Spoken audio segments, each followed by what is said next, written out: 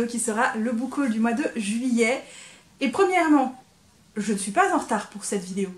C'est donc à marquer d'une croix rouge sur le calendrier.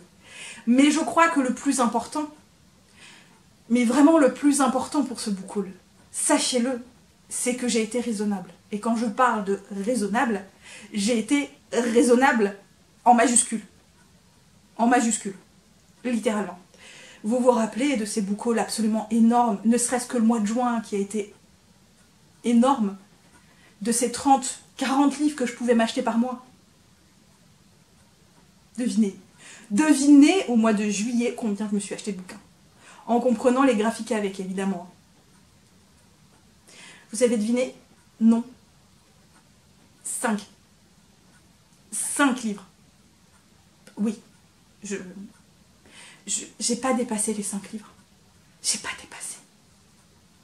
J'ai du mal encore à réaliser moi-même. Hein. 5 livres.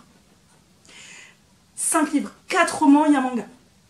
Et dans ces 5 livres, il n'y en a qu'un qui a été un vrai craquage qui n'était absolument pas prévu au programme. Comment j'ai fait? Comment j'ai fait? Je sais pas.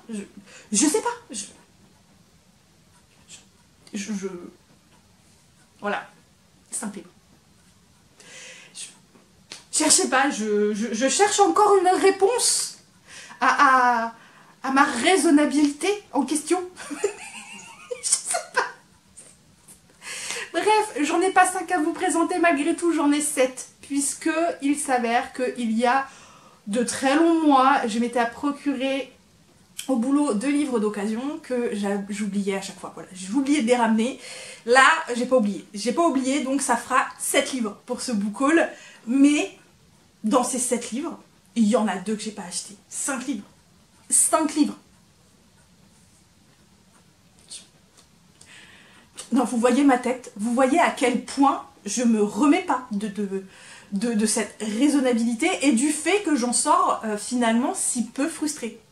Mais alors qu'il y a un mois encore, au mois de juin, j'ai craqué de partout et j'arrivais pas à m'empêcher de craquer. Mais comment j'ai fait? Mais est-ce qu'il y a eu un déclic ou pas? Je n'en sais rien les gars, je n'en sais rien. Mais bref, je ne m'attarde plus trop et on commence tout de suite. Je commence du coup par les 2 romans que je m'étais acheté d'occasion il y a un sacré bout de temps, que j'oubliais à chaque fois de ramener du bureau à la maison. Avant de vous les présenter, je préfère vous prévenir quand même, c'est des livres qui ne sont absolument pas récents, hein.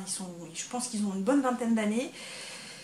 Et que les couvertures sont absolument immondes. Elles sont laides au possible et je mâche mes mots. Vraiment, moi, je les trouve d'une laideur absolue. Je déteste ces couvertures. Mais vous connaissez l'expression, l'habit ne fait pas le moine. Et moi, c'est un auteur que j'apprécie beaucoup. Les résumés me hypaient bien. Il s'agit donc de cette duologie. Donc voilà, ces 2 livres. Le premier, c'est L'homme au torque d'or. Et le deuxième, c'est Les démons sont éternels de Simon R. Green aux éditions La Talente. Donc je pense que ça devait être les premières années de la maison d'édition. Donc regardez-moi cette couverture qui... Je crois que celle-là, c'est celle que je déteste le plus des 2.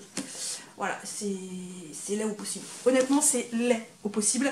Mais bon, moi, je m'inquiète pas trop malgré tout. Voilà, j'aime beaucoup cet auteur, j'aime beaucoup ce qu'il fait. Donc ici, on suit un jeune homme qui s'appelle je ne sais plus comment, qui, d'apparence, est banal. Voilà, il est banal, il mène une vie banale, sauf qu'il descend d'une famille de chasseurs de démons, que lui doit un petit peu reprendre le flambeau, même s'il n'a pas franchement envie d'aller là-dedans, parce qu'il dit c'est une merde, pas possible, et j'ai pas envie d'aller là où il y a de la merde, moi je veux une vie pépère. Donc il n'est pas réellement préparé à ce genre de travail, et voilà, je n'en sais absolument pas plus. Mais Simon R. Green, il a tendance à faire des romans qui sont pleins d'action, des univers qui pour l'époque étaient quand même, je pense, assez originales, et en plus il y a toujours des petites touches d'humour avec des personnages haut en couleur. Donc honnêtement, je m'inquiète pas trop, même si, oui, les couvertures, je les trouve absolument immondes. En passe du coup aux achats du mois de juillet, donc rappel 5 livres, et on commence par l'unique graphique que je me suis procuré. Il s'agit du 7e et dernier tome de Crimson Spell d'Ayo Ayano Yamane aux éditions Taifu Comics dans leur collection Boys Love. C'est un manga qui a commencé il y a au moins 15 ans, je pense. C'est un manga qui date mais depuis très longtemps. C'est un manga que je suis également depuis des années, et là c'est le dernier tome, donc évidemment le dernier tome est sorti il y a un mois ou deux, et je m'étais dit c'est pas possible, il faut absolument que je me procure parce que j'aime beaucoup. Donc voilà, je me suis procuré le dernier tome.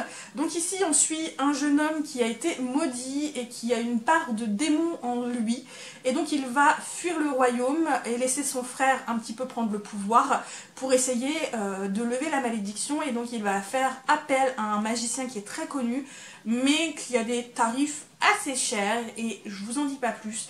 Il y a de la romance, il y a une intrigue qui se met bien en place, j'aime beaucoup l'univers, j'aime beaucoup les personnages. Bref, c'était un achat absolument indispensable. Ma lecture en cours avec ce roman d'Eva Reid, donc ici Un passé englouti aux éditions de Saxus, avec ce très beau marque-page. Ici, on est dans un univers de fantasy, je suis pas très sûre encore parce que pour l'instant, j'en suis qu'au début, j'ai lu une 50aine de pages. On va y suivre une jeune femme qui s'appelle Effie, qui est à l'université et qui est très fan d'un certain Myrdin qui parlait beaucoup de son vivant, du petit peuple. Elle était absolument fan de cet homme, elle croyait absolument à ce qu'il disait, et un jour, son descendant va lui proposer, voilà, de faire une architecture de la maison, enfin pour retaper la maison, et elle va devoir collaborer avec un jeune homme qui lui ne croit pas du tout en cet homme et qui est là pour un peu prouver qu'en fait c'est pas vrai, le petit peuple n'existe pas, etc., etc. Et tous les deux ne s'entendent pas très bien. Pour l'instant j'aime bien, à voir par la suite. J'ai entendu certaines choses concernant le personnage féminin, donc, mais je vous en parlerai évidemment quand je l'aurai lu. Achat obligatoire avec ce roman, il s'agit du premier tome du livre qui refusait de brûler de Marc Laurence aux éditions Brajlon. Voilà, juste cette édition d'une beauté absolue, avec le petit marque-page ici. On a vraiment ça ici également. C'est une marge assez simple. Bon, les pages sont un petit peu fines, je trouve, légèrement transparentes, mais dans l'ensemble, c'est un très bel objet livre. Donc ici, on va suivre Eva, qui a passé toute sa vie dans une bibliothèque. Il y est un peu emprisonné d'après ce qu'il est dit. Et il va rencontrer une jeune femme qui s'appelle, je crois, Livira, qui vit un petit peu au fin fond du monde, et je ne me rappelle plus trop du résumé pour tout vous avouer. Je crois que les deux personnages vont se rencontrer et essayer de résoudre une énigme au sujet d'un livre, et j'en sais absolument pas plus. Pour tout vous avouer, au départ je croyais que c'était un one-shot, que c'était un stand-alone, mais apparemment pas du tout. Apparemment c'est un tome 1, oui voilà, un tome 1, le tome 1 de la trilogie de la bibliothèque. Ça, j'aimerais bien le savoir avant d'acheter un livre, que c'est pas un one-shot. C'est quelque chose que j'apprécie pas trop. Moi, je m'attendais à un livre avec un seul tome, j'étais partante. Je suis toujours partante, mais moi, je m'attendais à un seul livre, et en fait, c'est une trilogie, quoi. Un peu dommage de ne pas le savoir dès le départ. Je continue par un roman qui me fait super envie, que je ne vais pas trop faire tarder, je pense. Il s'agit de celui-ci, donc Une fenêtre sur les ténèbres de Rachel Gillig, aux éditions Sabran. Donc ici on est dans un univers où il y a une espèce de brume. Quand on est touché par cette brume, on tombe malade et la plupart du temps on en meurt. Les survivants de cette brume, eux, développent des dons, sauf que malheureusement c'est très mal accepté et ils sont pourchassés et exécutés.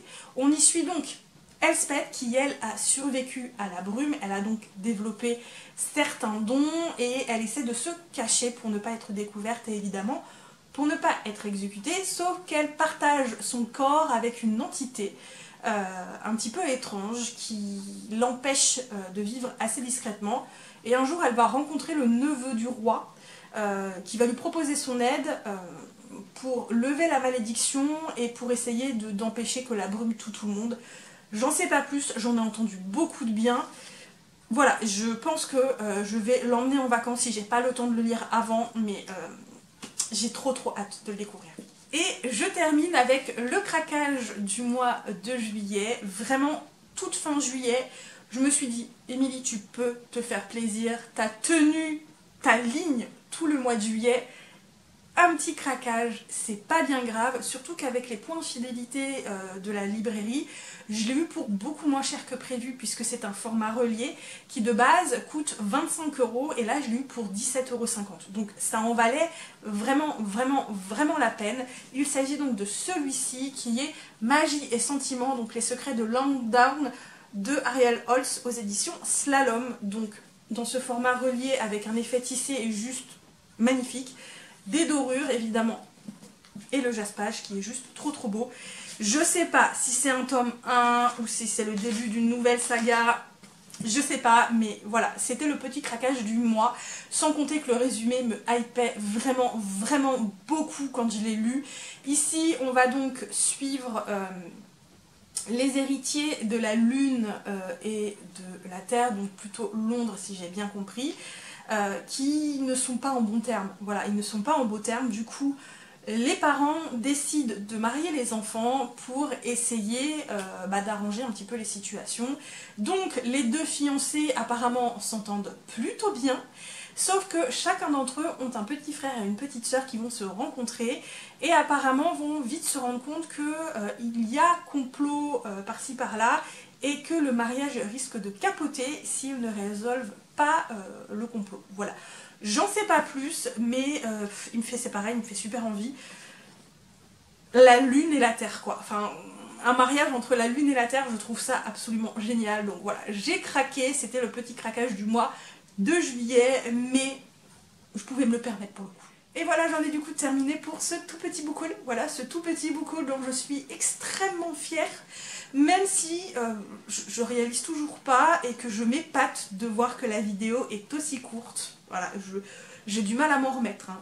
Voilà, j'ai du mal à m'en remettre, mais je suis hyper fière de moi. J'espère que ce sera comme ça sur le long terme maintenant, parce que finalement, pour le moment, j'en sors assez peu frustrée. Donc voilà, bref, je pense qu'on en a terminé pour cette vidéo. N'hésitez pas, comme d'habitude, à me laisser des petits commentaires, ça fait toujours plaisir. Pour ceux qui ont l'habitude, vous connaissez le topo, les emojis, si vous avez la flemme. Les petits pouces bleus, n'hésitez pas à me suivre sur d'autres réseaux sociaux. N'hésitez pas non plus à vous abonner, ça fait toujours plaisir. Moi, comme toujours, je vais vous souhaiter de très très bonnes lectures. À très bientôt pour une nouvelle vidéo et surtout, surtout, surtout, prenez bien soin de vous. Bye bye.